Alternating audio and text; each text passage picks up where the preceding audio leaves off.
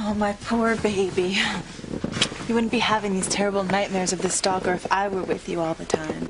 Well, Teresa, why don't we leave these lovebirds to talk? About a wedding, perhaps?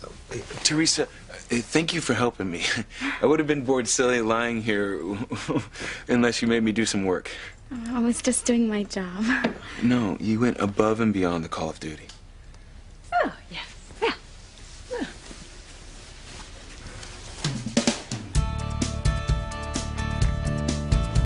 I'm afraid I scared Teresa by grabbing her like that. I should do something to make up for it. Maybe you could suggest something nice, Gwen. What is it? Something wrong? Oh, it's nothing. Really, it's silly. Come on, Gwen, you can tell me. What's bothering you?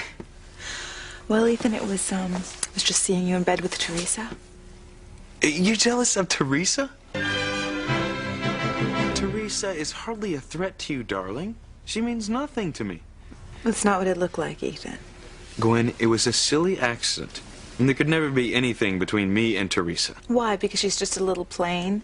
Sometimes the plain ones can surprise you, Ethan, when they let their hair down. That's ridiculous. Teresa is not my type. We come from two different worlds.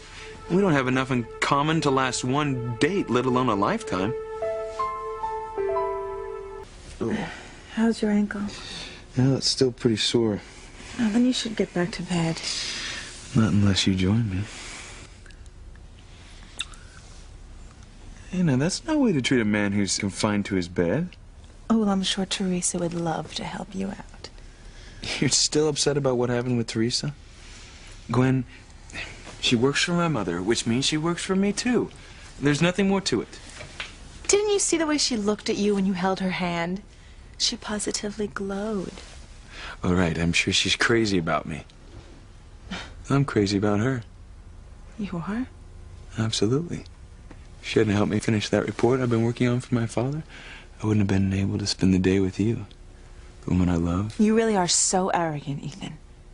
Me? Yes, you. You think all you have to do is flatter me, offer me a declaration of your love, and I'm just going to fall into your arms?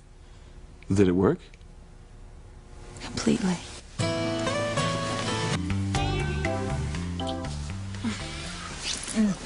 What? Ethan, I would love to spend the whole day in bed with you, but I get the feeling we'll be interrupted. First by your mother coming in to check on your ankle, and then by Pilar coming up to bring Mr. Ethan his favorite hamburger. And then I'm sure Teresa will find some sort of excuse to come barging in here to ogle you. Ogle me? I kind of like the sound of that.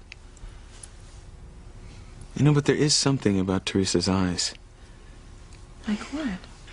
Don't misunderstand me. I mean, her eyes are not as beautiful as yours. But every time I look at her eyes, I get the sense that there's something strangely familiar. Well, I thought you decided that's because she looks like her mother, Pilar. No, there's something more than that. It's in the back of my mind, and it keeps nagging me. I can't quite put my finger on it. But I will.